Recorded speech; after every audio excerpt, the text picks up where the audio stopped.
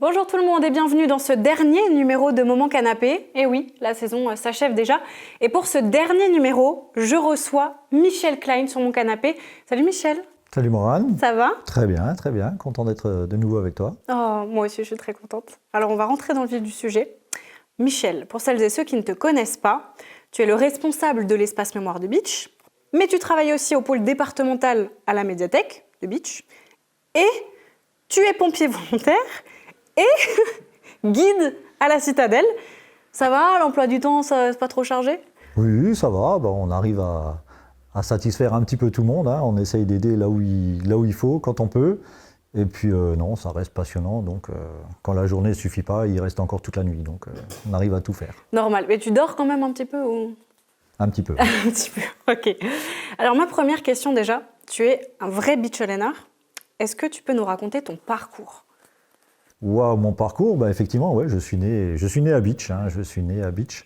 Et puis, voilà, j'ai fait ma scolarité sur Beach. Après, pour des raisons professionnelles, j'ai quitté Beach pendant quelques années pour aller dans le secteur de Phalsbourg, pardon. Et donc, j'ai travaillé au niveau de la DDE.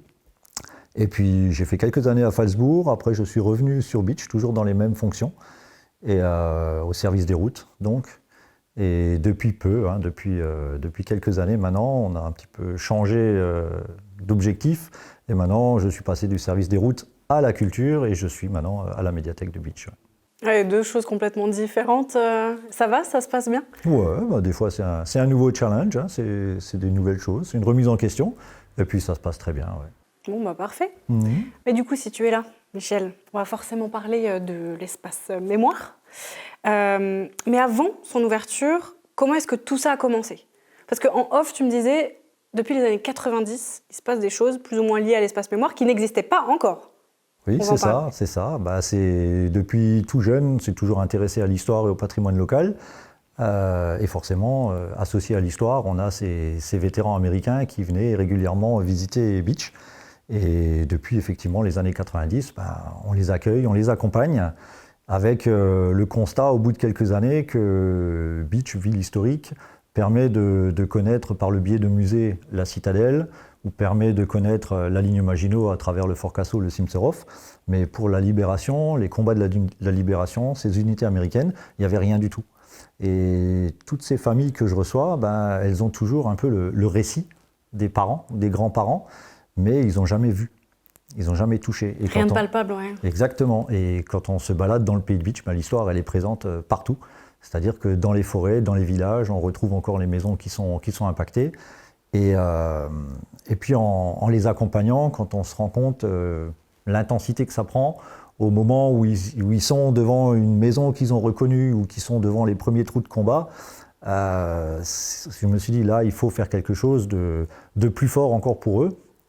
D'où l'idée de créer l'espace mémoire, donc pas un musée, c'est toujours le distinguo qu'on fait entre les deux, puisqu'à l'espace mémoire, il y a uniquement des pièces qui viennent du secteur, et des pièces qui viennent du secteur qui sont rattachées à un événement, à une famille, à une histoire. En particulier, oui. Exactement, et c'est pour ça que l'espace mémoire a été vraiment créé, on a vraiment lancé le projet en 2017, et en 2019, on a pu ouvrir, et aujourd'hui, on fait partie vraiment de l'offre touristique, on va dire, parce qu'il y en a beaucoup de personnes qui viennent, qui nous soutiennent, qui nous apportent des pièces, des témoignages. C'est très régulier. Au niveau des visites des familles, ils trouvent sur les réseaux sociaux ou le bouche à oreille, ils nous contactent directement. C'est-à-dire que c'est plus le fruit du hasard. Et ça permet vraiment de leur faire toucher des éléments que leurs parents ont manipulés ou ont rencontrés dans les années 40-45. Alors justement, l'espace mémoire, on va y revenir, mais juste avant, depuis les années 90, pourquoi toi? Pourquoi est-ce que tu t'es dit, je vais accueillir ces personnes-là pour leur faire revivre l'histoire? T'as quel âge dans les années 90? Dans les années 90, j'avais 20 ans, quoi. À 20 ans, est-ce qu'à 20 ans, on se dit à un moment donné, ok, l'histoire, moi je ne l'ai pas vécue, mais je vais la raconter aux gens?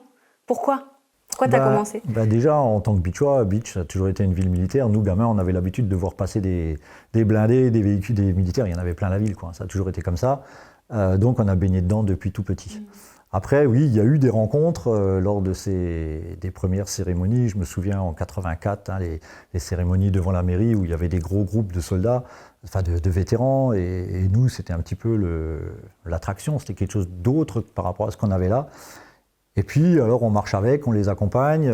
C'était des commémorations? C'était ça. Ouais. Donc, on est juste présent sur les différents sites. Et puis, à un moment, ben voilà, arrive le moment où on discute avec eux, où ils viennent vers nous, et puis c'est là qu'on se dit, bah tiens, il y a peut-être quelque chose de plus à creuser, et de s'intéresser un peu à voilà, pourquoi ils sont venus là, qu'est-ce qu'ils ont comme souvenir, enfin voilà, toutes ces choses-là. Et puis quand on commence à rencontrer, parce que j'ai eu la chance de côtoyer des vétérans. Aujourd'hui, l'âge étant là, ça devient très compliqué, quoique via Internet, je suis toujours en contact avec 2-3 vétérans.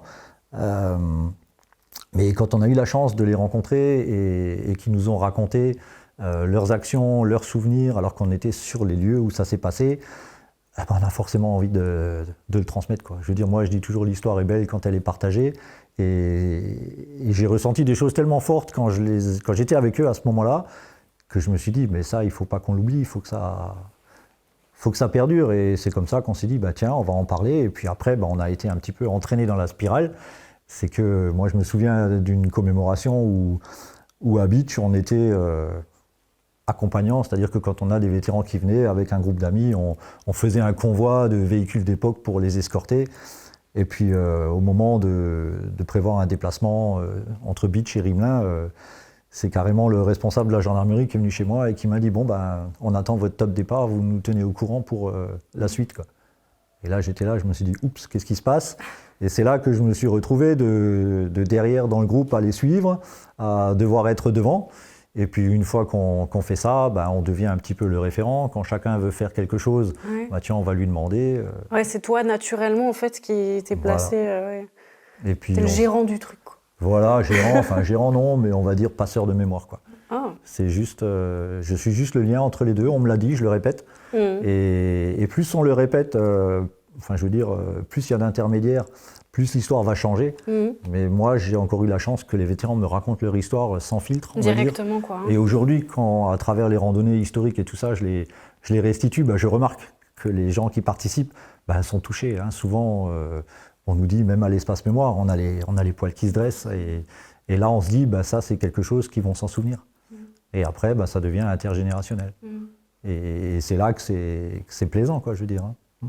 Et justement, le 17 mars 2019, l'espace mémoire est inauguré. Et à ce moment-là, qu'est-ce que tu t'es dit?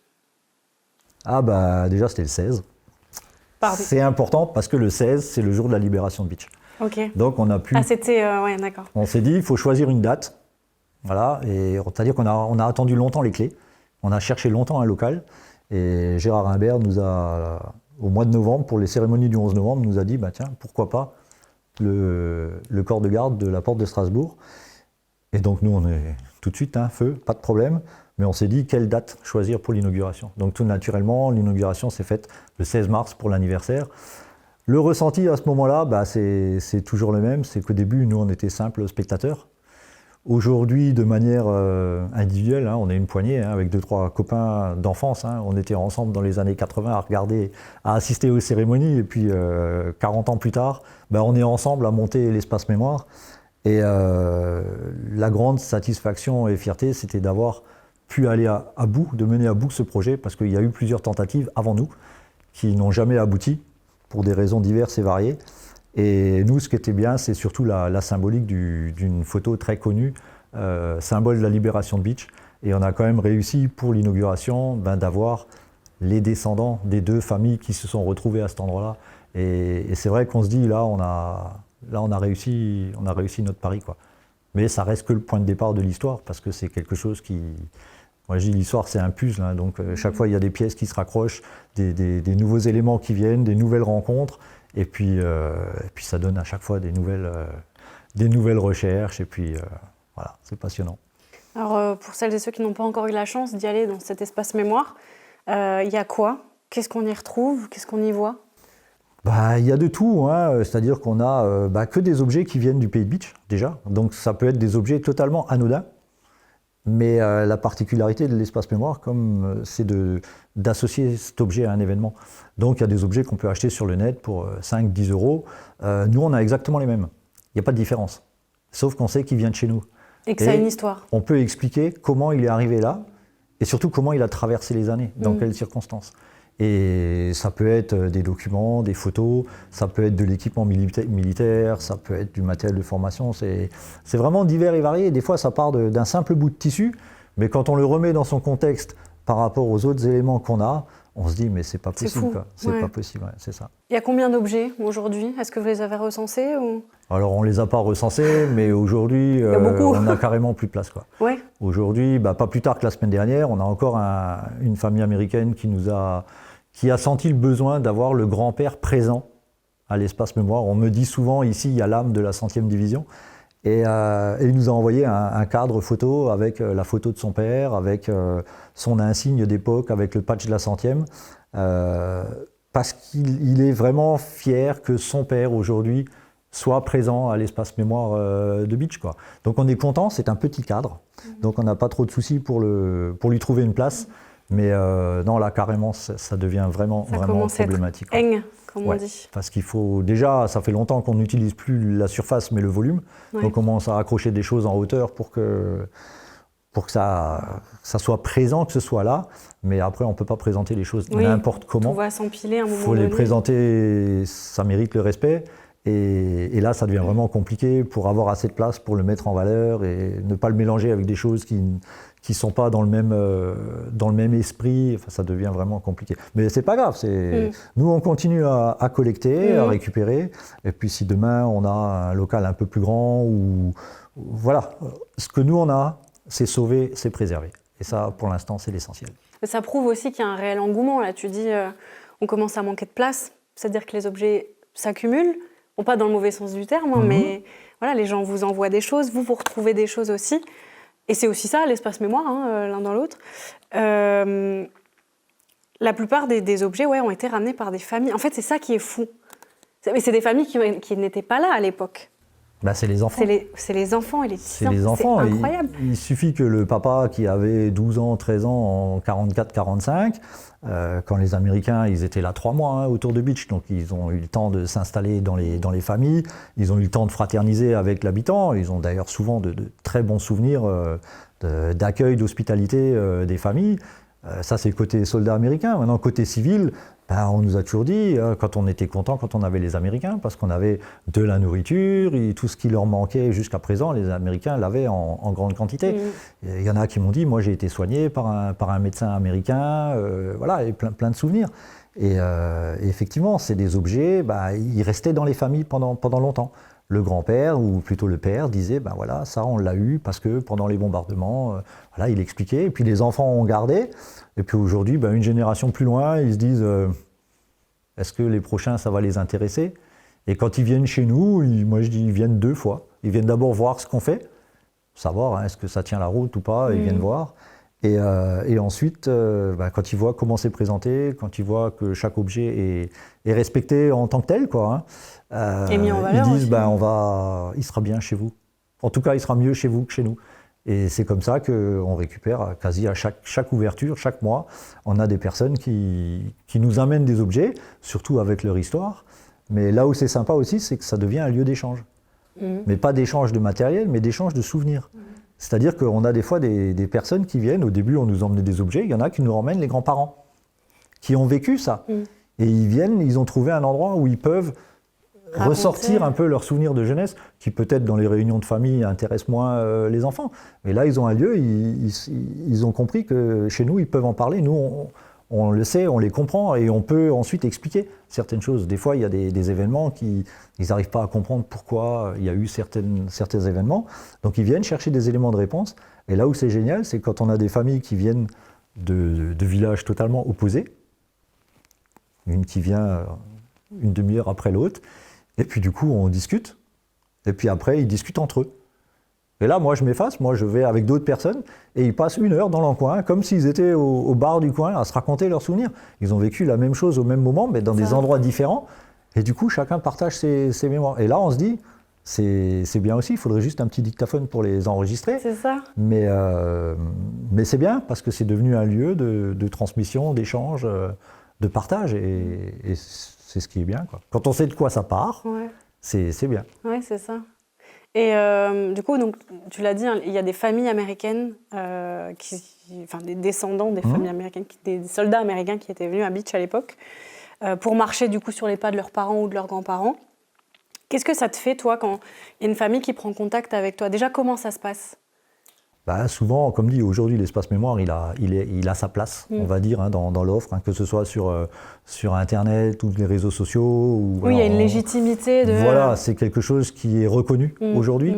Hein, au début, on ne savait pas trop. Enfin, nous, on savait. On avait la conviction et la motivation de le faire. D'ailleurs, un Américain qui était avec nous, qui nous a bien épaulés pour le lancement de l'espace mémoire, qui était présent le jour de l'inauguration, a résumé en une fois...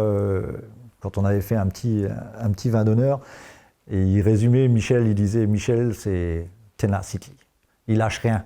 Et c'est vrai que j'ai souvent relancé pour trouver le local, et on va y arriver, on va le faire, parce qu'on voulait le faire, on y croyait, on l'a fait, et aujourd'hui c'est quelque chose de...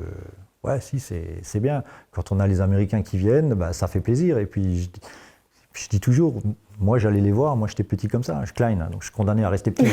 Mais je veux dire, on se dit, nous on est tout petits à côté d'eux.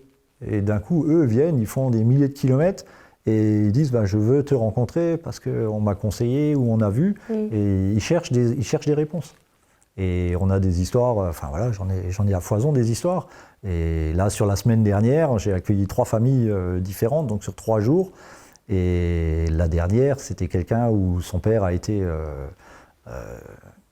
très grièvement blessé, mais pas lors d'actions au combat. Hein, il s'est réfugié dans une maison il a été réveillé alors que la maison brûlait. Ils étaient 9 dans la maison, 7 n'ont pas réussi à sortir. Lui, il a pris son camarade le plus proche et en feu, ils ont sauté par la fenêtre du rez-de-chaussée.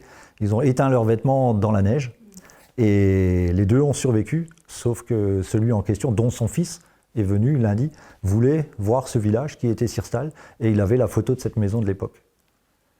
Et on a retrouvé la maison. Donc là, c'était un grand moment, surtout qu'après, bah voilà, son père était brûlé au 3e degré, aux mains, au visage, plus de 5 ans d'hospitalisation, de reconstruction, alors que les techniques de greffe en 45-46, c'était pas ce qu'on a aujourd'hui, mais on peut s'imaginer au moment où on est devant la maison, on prend la photo d'époque, et il me regarde, il dit « T'es sûr ?» Enfin, j'ai dit « Regarde », il ne voulait pas le croire. Pourtant, il était devant, il avait l'image, mais il se dit « C'est ici ». Et il est resté longtemps avec la main sur le mur de la maison en se disant « Putain, la vie de mon père a basculé ici. » quoi. Donc voilà, ça fait plaisir parce que quelque part, c'est un chemin pour ces familles. Souvent, on me dit c'est le voyage de leur vie. Ouais. Et quand on peut contribuer à quelque chose qui va vraiment rester pour une famille, c'est génial, quoi. Et puis ça reste tout petit par rapport à ce qu'ils ont donné à l'époque. Ils sont venus, ils en ont bavé. Et puis si on se prend une journée de congé pour les emmener là, bah, ça vaut largement le coup, quoi. Et justement, tu les emmènes. Tu emmènes aussi des passionnés d'histoire lors de marches commémoratives ou de reconstitutions en pleine forêt. J'étais venue vous filmer, je crois que c'était l'année dernière. Donc c'est des reconstitutions extrêmes. Hein. Donc c'est le chemin de la 100e vers Beach pour la libération à l'hiver 44-45. Ok, c'est ça. Ouais. Pourquoi tu emmènes ces gens? Il fait froid de dingue et tu les emmènes quand même et les gens ils sont à fond dedans. Parce que c'est des gens qui s'intéressent à l'histoire, mais l'histoire au plus proche de la réalité. Hein, pour la comprendre, il faut la vivre et on peut que vraiment comprendre quand on passe la nuit. Tu étais avec nous sous la pluie, hein, quand on passe la nuit en forêt et on se dit, mais nous on a fait 3 nuits dans la forêt. Les autres, ils sont restés pendant des semaines sans pouvoir se changer. Voilà, c'est des passionnés, donc l'attente est précise. Hein, l'attente est vraiment précise. C'est des gens très respectueux de l'histoire, de l'uniforme, de l'équipement. C'est effectivement des marches de plusieurs jours, de reconstitution ou de commémoration, puisqu'on a toujours en fonction des parcours qu'on va emprunter, s'il y a des monuments aux morts, je sais qu'on a fait un dépôt de gerbes au monument aux morts de Götzenbrück, on a fait à la Stèle de Lemberg, à Beach, enfin voilà, ou à Wingen. Le chemin est toujours à un moment, on a des endroits où on se dit, bon, on a marché, maintenant on se rappelle l'histoire, donc toujours un petit contexte historique. Donc je leur ai expliqué ce qui s'est passé à cet endroit-là, tu leur à ce racontes moment-là. l'histoire, Voilà. du coup. Et puis après on continue. Et puis ces gars-là, ils venaient de très loin. Ils venaient de très loin et ils étaient tous avec la même fibre, la même passion.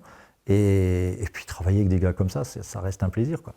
Il y a d'autres constitutions qu'on peut, voilà, c'est autre chose, hein, mais en aucun cas c'est du jeu, ce que nous on fait. Oui. En aucun cas ils s'amusent, ils prennent un plaisir fou effectivement à être mouillés, voilà, À dormir dans des trous. Voilà, moi je me souviens la première année où on a fait ça, on était trempés, on a marché toute la journée, on est arrivé, on a dormi dans la chapelle de Götzenbrück et dans la cave de la chapelle, les mecs qui avaient mal aux pieds, qui étaient trempés, eh ben, ils étaient en train d'éplucher des patates à la bougie dans leur casque, hein, comme à l'époque, et ils chantaient. Là où d'autres seraient blasés, ils se disent non mais on va rentrer, c'est pas possible, il y en a marre. Mais eux, ils s'éclataient, quoi. Et quand on les voit faire, quand on voit le plaisir qu'ils ont, on se dit bah voilà, il n'y a pas besoin de grand chose. Et puis bah, du coup, on leur fait connaître le Pays de Beach aussi. Et il y en a qui reviennent, hein. C'est quelque part, c'est un peu une vitrine. Ils viennent et après ils s'intéressent à autre chose et ils reviennent. Ouais, une vitrine, là tu disais aussi dans un reportage qu'on a réalisé il y a quelques années que Beach est extrêmement lié à la Seconde Guerre mondiale, puisque la bataille qu'on connaît, la dernière bataille avant la chute d'Hitler, c'est la bataille des Ardennes. Et toi tu dis, il y a Beach aussi. Du coup, c'est ultra important. Ah bah oui, c'est très important. Et parce puis que c'est pas écrit dans les manuels d'histoire. C'est pas moi qui le dis, hein, c'est l'histoire qui le dit. Et on a eu le cas, justement, tu parles des Ardennes, mais on a eu le cas quand on était une fois en visite dans les Ardennes et que le guide nous a vanté la dernière offensive d'Hitler. Ah non. Je l'ai corrigé.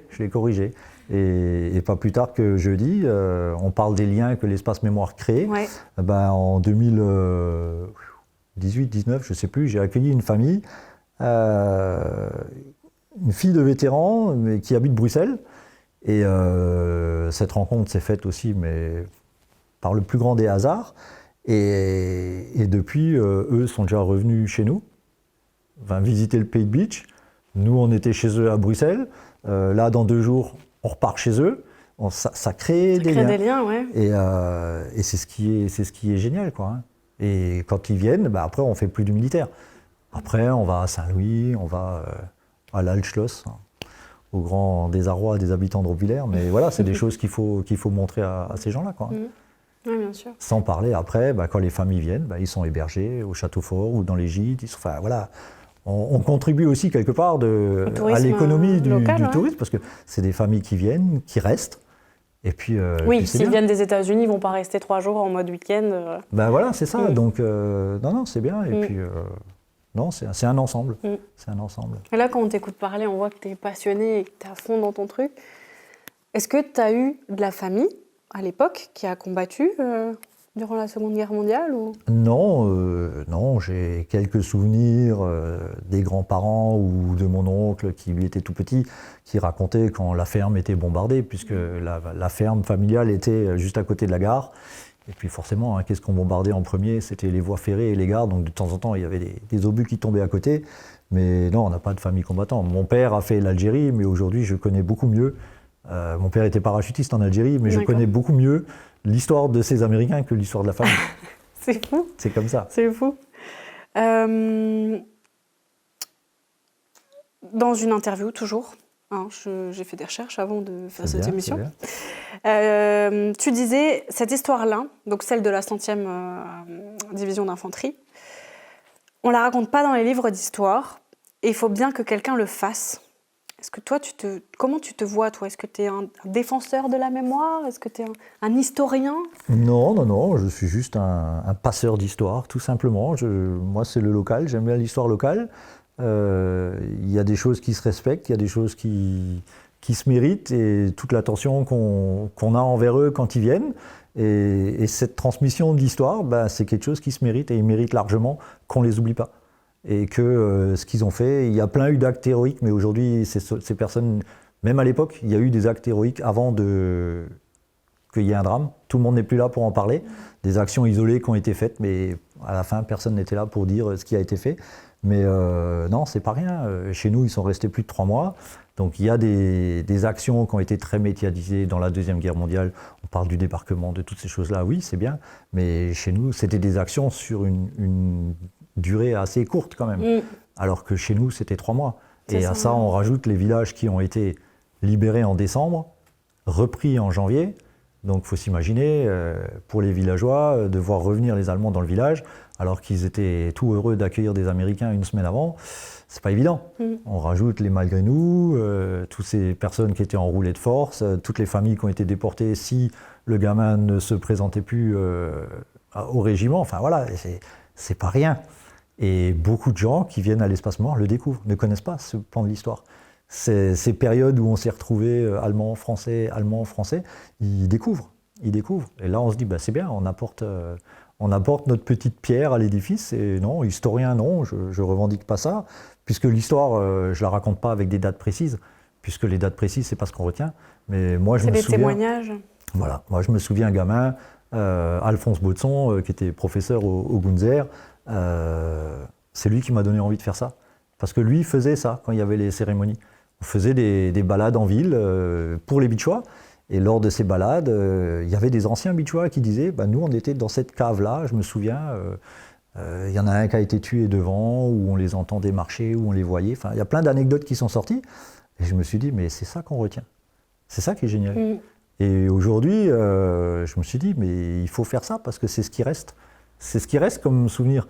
Et puis j'étais content d'ailleurs pour l'anniversaire de la Libération l'année dernière, donc avec la seconde armorette, que c'était justement Alphonse Baudson qui a remis la gerbe au maire pour le dépôt de gerbe. Donc c'était vraiment le passage, hein. C'était vraiment le relais entre lui et moi.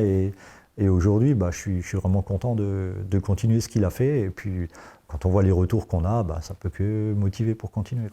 T'es fier de ça? Bah oui, mais on est toujours content quand on a des retours positifs de ce qu'on fait, quoi, hein. C'est sûr. Oui, mais parce que l'Espace Mémoire, c'est entièrement du bénévolat. Tu pourrais très bien te dire, le dimanche, j'ai autre chose à faire que d'aller raconter l'histoire aux gens. Et pourtant, tu es toujours là. Se lever la nuit pour aller aider des personnes qu'on ne connaît pas et qu'on ne reverra pas, c'est pareil, c'est comme ça. Je sais pas, j'ai une hyperactivité interne. Je sais pas, il y a quelque chose qui, voilà, ça fait partie de moi. Et puis voilà. Mais oui, c'est du bénévolat. On m'a déjà proposé de faire des formules, hein, des packages pour les touristes. Je dis non, je ne fais pas de package touriste. Je dis quand je prends ma Jeep, c'est pas un manège. C'est pas ça. Et quand je les accueille, on me demande ce qu'on me doit. Je dis rien. Je dis c'est pas 50 bornes avec la Jeep dans la journée qui vont me ruiner, quoi, je veux dire. Et puis pareil, quand on va les accueillir à l'hôtel avec la Jeep, ils prennent déjà le premier effet qui se coule parce qu'ils s'y attendaient pas. Et après, quand on se retrouve dans la forêt, voilà, ils se disent bah, c'est bon, mon père était dans cette forêt-là, il a peut-être parcouru le même chemin dans une Jeep comme la mienne, quoi. Et là, on se dit bah, c'est encore un souvenir qu'ils vont garder. Ils vont garder ça. Ils ne vont pas se souvenir de tout leur voyage, mais il y aura des choses qui vont les marquer. Quelques événements flash. Grâce à et toi, quand on peut leur apporter ça, on se dit bah, c'est bien, on a gagné. Mais bon, on n'attend rien. Il n'y a pas besoin d'attendre quelque chose. Oui, il n'y a pas de rétribution derrière. La plus grosse satisfaction, c'est d'avoir eu le soutien de la commune pour le local, et puis de voir que les gens adhèrent et viennent vers nous contactent, nous ramènent du matos. Oui, il y a de l'engouement derrière. C'est surtout ça. Là, on commence déjà à être contacté par certaines communes qui voudraient faire pour le 80e anniversaire. Alors ils viennent vers nous, bah oui, on voudrait faire quelque chose, est-ce que vous avez peut-être des documents, qu'est-ce qu'on pourrait faire? Ça commence, donc là c'est pareil, on se dit, bah tiens, on part de rien, on part d'un événement, enfin d'une initiative complètement privée, et on se dit, bah maintenant les communes viennent vers nous, donc voilà, une fois de plus, ça veut dire que le travail qu'on fait est reconnu. Aujourd'hui, est-ce que les jeunes s'intéressent à l'histoire, selon toi? Tu vois, on dit toujours, ouais, les jeunes ne s'intéressent plus à rien, l'histoire, on va mourir avec elle, et puis voilà, il n'y aura plus le fameux devoir de mémoire, on ne s'en souviendra pas. Est-ce que, selon toi, c'est vrai ou c'est faux? Bon, on va dire qu'ils ne sont pas tous en train de courir vers chez nous. Quand ils viennent et qu'ils voient les vitrines avec les armes, ils pensent plus à Call of qu'à autre chose. C'est horrible. Mais oui, mais c'est une réalité. C'est terrible. Mais ils ne sont pas tous comme ça. Ouais. Parce que moi, je sais qu'on a un petit jeune, le Quentin, qui habite Lemberg et qui était avec nous à chaque rando. C'est-à-dire qu'on faisait des randos historiques. Hein, Ouais. donc maintenant, tu parlais tout à l'heure des reconstitutions pour des passionnés d'histoire. Là, c'est tout public. C'est des choses qu'on faisait soit en forêt, soit en ville, pour un petit peu montrer le parcours, la curiosité de la région par rapport à cette période-là, avec de l'autre côté des paysages, des points de vue. Donc voilà, c'était un truc familial. Et je me souviens de ce gamin qui venait à la rando en forêt. Okay, le mois d'après, il y avait la rando en ville. Il était là. Après, on faisait une rando en forêt, il était de nouveau là. J'ai dit, tiens, il connaît. Donc c'est bien, parce que du coup, si je repère quelqu'un qui était déjà là, c'est en fait... il y avait quoi ici? Qu'est-ce que j'ai dit la dernière fois? Donc c'est un peu un petit échange. Contrôle surprise. Et ce gamin, il vient souvent, il vient régulièrement à l'espace mémoire, quoi. Et là, le dernier coup, il est venu, il a dit, j'aimerais vraiment intégrer l'équipe. Alors je lui ai dit, mais il n'y a pas de souci. Hein, moi, t'es le bienvenu, hein, t'es motivé, il n'y a aucun souci, quoi. Hein. Et donc, il a quoi? Il a peut-être 14 ans, hein, parce qu'il a sa mobilette maintenant. Donc, ses parents sont peut-être soulagés, parce qu'avant, c'est eux qui devaient le ramener tout le temps à Beach. Mais non, mais alors, il vient chez nous, et puis, voilà, il est avec sur les ouvertures. Ouais. Donc, petit à petit, il commence à intégrer l'histoire. Il est à fond dedans. Il a quelques pièces du village. Okay. Donc, quand il est venu au début, je lui ai dit, va pas chercher loin. J'ai dit, tu auras bien plus de plaisir quand tu regarderas ta petite vitrine avec des pièces que tu as récupérées dans le village que d'aller sur Internet et de commander des pièces sans aucune âme, quoi. Et aujourd'hui, il est là, et puis c'est quelqu'un de sérieux, de correct, et je pense qu'avec lui, ça va être bien. Comme ça, petit à petit, l'équipe s'étoffe, et puis ça permet de se libérer de temps en temps les dimanches, aussi, hein, quand on fait des roulements. Mais non, il y a encore des jeunes qui s'intéressent. Ouais. Tout n'est pas terminé, quoi. Tout n'est pas perdu.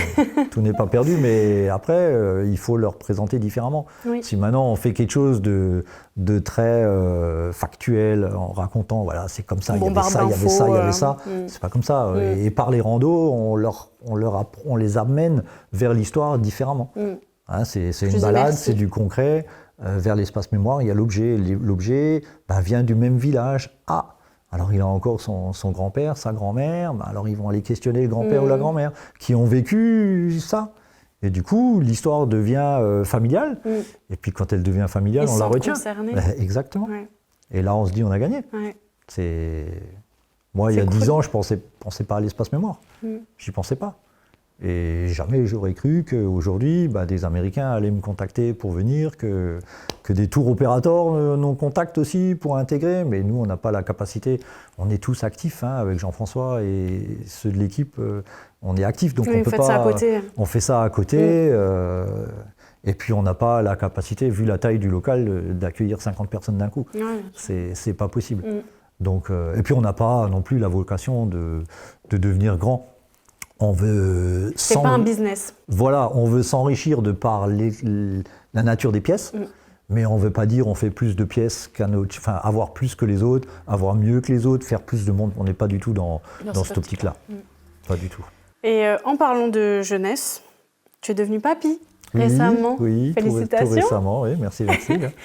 C'est une nouvelle génération à qui tu raconteras encore l'histoire, j'imagine?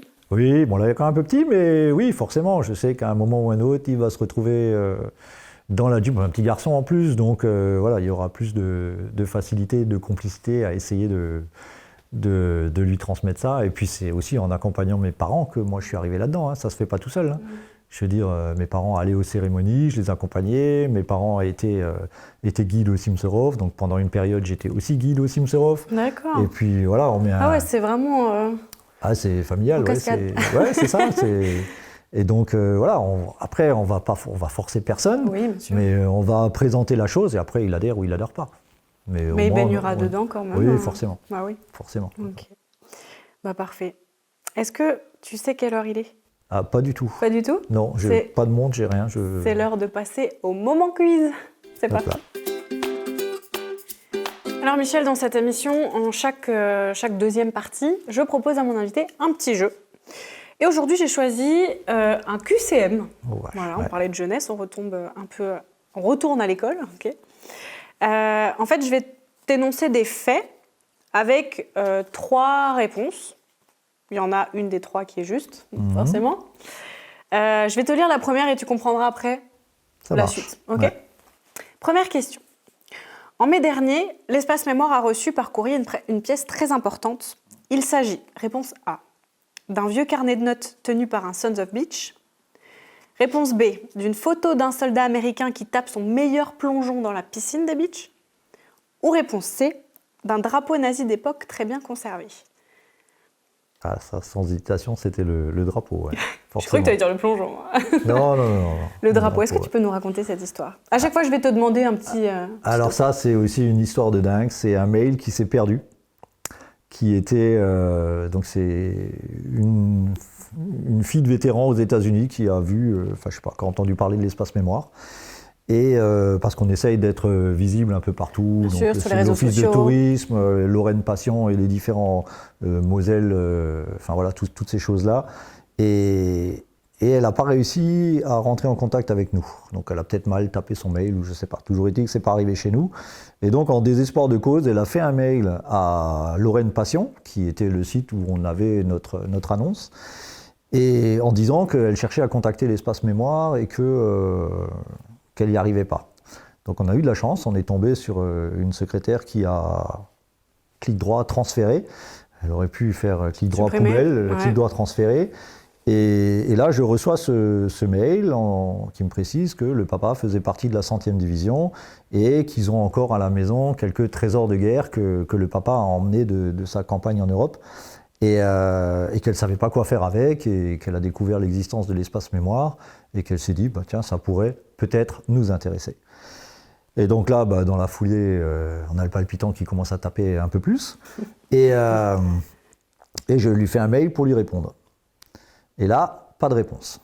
Donc on se dit, bon, c'est le décalage horaire. Mais au bout de 2 jours, on s'est dit, là, il y a un problème. Toujours bizarre. pas de réponse. Donc on se dit, l'adresse mail n'est pas bonne. Oh. Il y a quelque chose qui ne va pas. Mince, on a perdu un contact qui aurait pu être intéressant. Enfin bref. Donc après beaucoup de patience, le lendemain, je me dis, bon, c'est pas possible. Je vais sur les réseaux sociaux, je cherche nom, prénom. Et j'en trouve 10 et je me fais un message type que j'envoie à tout le monde Ok. en disant vous avez essayé de forceur. me contacter mais j'arrive pas à vous joindre et tout. Et c'est que 3 jours plus tard que j'ai un retour en disant qu'elle était partie en vacances, Ah, c'est pour ça. qu'elle n'avait pas accès. C'était pas le jet lag. Non. Et du coup elle m'explique, elle dit voilà effectivement j'ai un drapeau, enfin j'ai entre autres, elle m'envoie des photos et puis il y a ce drapeau. Puis elle m'envoie une photo et là on voit le drapeau qui est présenté devant la porte de garage mais avec quasiment la taille de la porte de garage, quoi. Ah ouais. Alors je lui dis, bah, le drapeau c'est bien, quelqu'un de la 100e qui a ramené un drapeau, c'est chouette. Je dis, mais nous c'est l'histoire. J'ai dit, comment est-ce que le papa l'a ramené, puisqu'il a survécu à la guerre, qu'est-ce qu'il a raconté, ses souvenirs. Et là, je lui dis, bah, si vous pouvez me faire une petite synthèse. Et puis elle me dit, pas de problème. Et puis avec sa sœur, il rédige un petit mail. Et dans ce mail, je découvre que ce drapeau a été récupéré à Beach. Beach Donc man. là, on est encore plus dans le local, quoi. On est carrément dans le cœur du truc. Ah, là, c'est pile poil. Bah déjà, Le bon c'est truc. pile poil et nous explique voilà, que quand il a traversé la ville au carrefour central, à Beach, il n'y en a qu'un, carrefour central, et que ce drapeau avait été arraché, il traînait par terre Piétiné. et qu'il s'est dit bah, finalement c'est à cause de ça qu'on est là aujourd'hui, donc je vais l'emmener avec en souvenir. Et là où c'est encore plus surprenant, c'est que on a une série de photos de Beach sous l'annexion, et c'est des photos du centre-ville carrefour central. Et sur ces photos-là, on voit les façades de Beach qui sont pavoisées avec ces grands drapeaux nazis. Et c'est quasiment certain que le drapeau qui est revenu chez nous 78 ans après est sur cette photo d'époque, quoi. Incroyable. Alors après, voilà, le drapeau, elle voulait le laver parce qu'il sentait mauvais. Donc elle l'a ramené au pressing aux États-Unis, mais le gars il a dit non, ne le lavez pas, laissez-le tel quel, il a son histoire. Ouais. Et puis après, j'ai encore dû lui faire une lettre de remerciement avant de l'avoir, qu'elle a joint au colis au cas où le colis est ouvert, parce que voilà, quand on envoie un drapeau nazi sorti du contexte, ça peut être problématique. Et voilà, et puis maintenant ce drapeau est chez nous, la fille est très contente, et nous on est très contents Et aussi. vous aussi, ouais. Et on a non seulement un trésor de guerre d'un soldat de la 100e, On a aussi forcément la photo, puisqu'on demande la photo du soldat quand c'est possible. On a le petit texte et en plus, ce trésor de guerre vient de Beach. Donc on est complètement dans notre optique, quoi. Bon, ça c'était pour la première question. Ouais. Du coup, tu as compris? Ah oui. Ok. Donc la deuxième. L'année dernière, l'Espace Mémoire de Beach a organisé une semaine en immersion pour faire revivre l'histoire à des passionnés. Durant cette reproduction à la dure, un objet particulier a été trouvé en creusant le sol. Il s'agit, réponse A, d'une lampe torche, réponse B, d'un couteau suisse, réponse C, d'une brosse à dents. Ah bah c'est la lampe de poche. C'est la lampe de poche. La Incroyable. lampe de poche. J'étais là le jour où vous avez trouvé la lampe de poche. Quand on l'a trouvé, effectivement, ouais. C'est un truc de dingue. Et associé encore à cet objet, quand on dit que chaque objet a une histoire et après il y a des choses qui se rajoutent assez dingues, c'est que ce jour-là, on avait choisi le fil rouge un peu de cette marche. C'était l'histoire d'un soldat de la 100e, bien précis, dont j'ai reçu la famille, donc ceux de Bruxelles, chez qui on va aller. Et ce soldat, il a été tué à Beach, à l'étang d'Asselfourt. Et on s'est dit, bah, tiens, c'est un destin un peu particulier, surtout voilà, de finir aux portes de Beach. Et en plus de ça, il a, on a tous les rapports, tous les éléments, donc jour par jour, on peut suivre ce soldat. On savait où il était. Et ce soldat s'appelait Francis Waite, donc les initiales FW. Et cette nuit-là, où on a repris ces foxholes, hein, ces trous de combat. Oui. Les trous où vous vous installez pour dormir. Voilà, c'est les trous qui ont été creusés par la compagnie E du 397e à l'époque, dont faisait partie Francis. Et là, on tombe par hasard sur, vraiment le plus grand des hasards, sur cette lampe de poche. Et quand on a nettoyé la lampe de poche, gravé au cul de la lampe de poche, on voit un F. Et là, on se dit, c'est pas possible. On a une rencontre avec la famille de Francis. On se retrouve à organiser une marche avec le fil conducteur. C'est l'histoire et le parcours de ce soldat-là, pas de l'unité, mais de ce soldat-là. On prend un trou au hasard, on creuse, on tombe sur une lampe avec un F. Et à côté du F, il y avait un petit tiret, et à côté, il y avait non pas un W, mais un M. Donc quand on le retourne, ça nous faisait quand même un W, mais c'était juste pour le fun. et en fin de compte, donc, la lampe de poche, c'était un FM gravé dessus.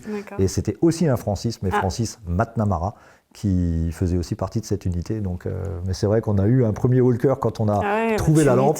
Et quand on l'a nettoyée et qu'on a vu le F, on s'est dit, c'est pas possible, quoi. Mais ouais, aussi un très... Que du hasard. Que du hasard. Après, moi, on me dit toujours, des gens qui viennent, ils disent, ça devait être comme ça. Rien ne se fait par hasard. Ouais, hein. C'est écrit quelque part. Les rencontres et les connexions qu'on a à l'espace mémoire, c'est des choses qui... Il dit toujours, si ça se fait, c'est que ça devait se faire. Et ouais, la lampe de poche, c'était une histoire sympa. C'est fou, cette lampe de poche. Ouais. Ok, troisième question. En janvier dernier, un colis est arrivé à l'église Sainte-Catherine. Cet objet a été ramassé par un soldat de la 100e lors de la libération de Beach. Le conseil de fabrique a décidé de faire don de cet objet à l'espace mémoire.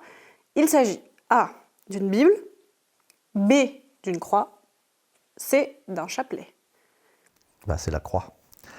La croix de Richard Lewis, ouais. Aussi une histoire toute particulière.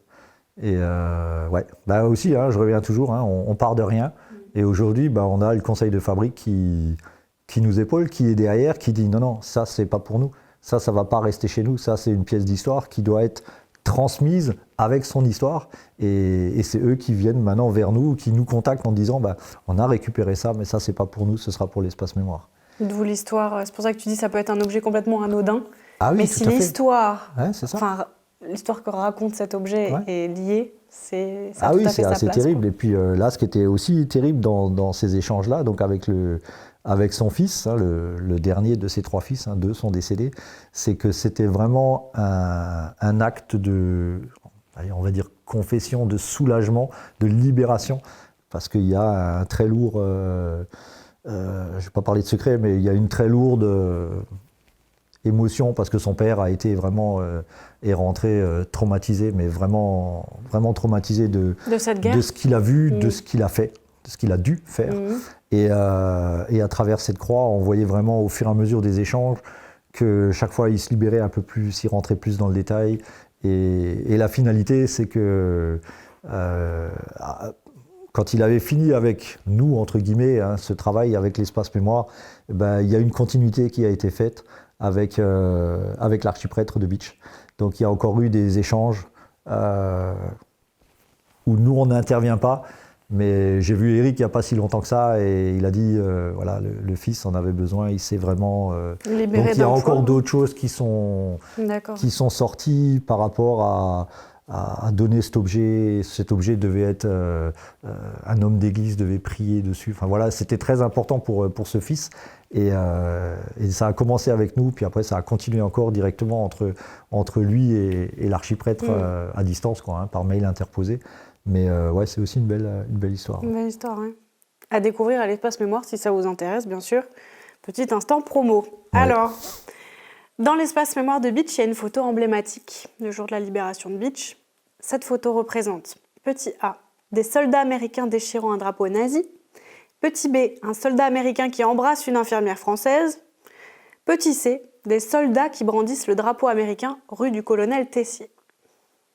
Bah oui, c'est forcément l'option C, hein, le drapeau de la libération, ouais, le capitaine Garan, hein, qui brandit ce drapeau. Photo qui a été faite par hasard, sur l'instant. Hein, on fait toujours un peu le symbole entre la photo qui a été faite sur le mont Iwo Jima, qui est, elle, une reconstitution pour faire la photo. Et nous, elle a été prise dans l'instant, mais à l'instant qu'il fallait. Et cette photo, elle a fait des dizaines et des dizaines de unes aux États-Unis. Aujourd'hui, vous ne retrouvez aucun livre qui traite de la Deuxième Guerre dans le Grand Est sans y retrouver cette photo avec toute la symbolique qu'elle a. Et ce drapeau est chez nous. Et c'est le même drapeau. C'est le drapeau. Alors il n'y en a pas deux parce que ce n'est pas un drapeau américain qu'elle a trouvé, c'est un drapeau qui a été confectionné, fait main, par une habitante de Beach. Et ce drapeau, il est présent chez nous, on peut le voir. Et le fils du capitaine Garan était présent lors de l'inauguration, avec aussi la fille de Maria Aublinger, donc celle qui nous a remis ce drapeau. Et c'était aussi, tu parlais tout à l'heure qu'est-ce qu'on a ressenti lors de l'inauguration. Donc hormis la finalité, enfin pas la finalité, mais l'aboutissement du projet, mais qui n'est que son point de départ. Mais aujourd'hui, partir de cette photo-là, se retrouver avec l'original, donc dans un lieu de mémoire à Beach, il n'y en avait pas, avec cette photo qui trône en haut de l'espace mémoire, de retrouver l'original, le drapeau, des effets personnels du capitaine Garan. Hein, tu disais tout à l'heure les dons, c'est aussi des familles américaines qui nous envoient ces dons, et d'avoir les descendants. On avait le fils du capitaine Garan qui est venu exprès, et la fille de Maria Aublinger. Et j'ai une photo où ils sont tous les deux ensemble, en off, en train de discuter devant cette photo, devant ce drapeau. Et là, on voit de quoi c'est parti en haut. Et avec leurs descendants. Et après, on se dit, voilà, on a réussi en mettant bout à bout toutes les bonnes volontés qu'on avait avec nous, à rassembler cette histoire et les acteurs de cette histoire. Et c'est un des éléments forts de l'espace mémoire. Ouais, c'est ça. Ouais. C'est fou. Ok, dernière question. Michel Klein, le responsable de l'espace mémoire, possède une Jeep qu'il conduit partout lors d'événements. Sur cette dernière, le surnom de Michel a été floqué sur l'avant du véhicule. Ce surnom est petit A, Mich Mich, petit B, Michou ou petit C, Mitch. Bon, là, sur la Jeep, c'est Mitch, hein, forcément. Hein, les conducteurs de Jeep avaient l'habitude de les personnaliser et de mettre leur nom. C'est pour ça que tout naturellement, j'ai mis le mien dessus. Mais il y a quelques phénomènes dans le pays de Beach qui ont l'habitude de m'appeler Mich Mich aussi. Mais je me suis dit, ça va pas le faire. Michou, non. Non, Michou, ça va. Mais ouais, c'est Mitch, ouais. Et pourquoi Mitch ? Ça fait un peu American. C'est un peu le diminutif de Michel, quoi. Ouais. Hein, donc, et puis ouais, ça le fait à l'américaine. C'est mieux que Mich Mich. C'est mieux que Mich Mich, ouais, forcément. Super. Eh ben, écoute, cette émission touche à sa fin. Déjà. C'est un sans faute, mais moi, en même temps, j'en attendais pas moins de toi. Hein, on n'a pas vu passer le temps. Ouais, ouais, c'est ça. Merci beaucoup d'avoir été avec moi aujourd'hui. Un plaisir. Est-ce que tu as passé un bon moment ? Nickel, super bien installé, et puis détendu, calme, tranquille. Tu vois ? C'est comme ça que ça doit être. Voilà. C'est comme ça que ça doit être. Et la prochaine fois, c'est moi qui viendrai à l'espace mémoire du coup. Il n'y a pas de souci. C'est vrai ? Avec plaisir, la porte est grande ouverte. Tu me montreras les dernières pièces. Ou les prochaines familles annoncées, tu pourrais nous accompagner. Avec plaisir. Avec plaisir, tu m'appelles. Parfait. Merci encore. C'est noté. Avec plaisir. Et merci à vous d'avoir regardé cette émission.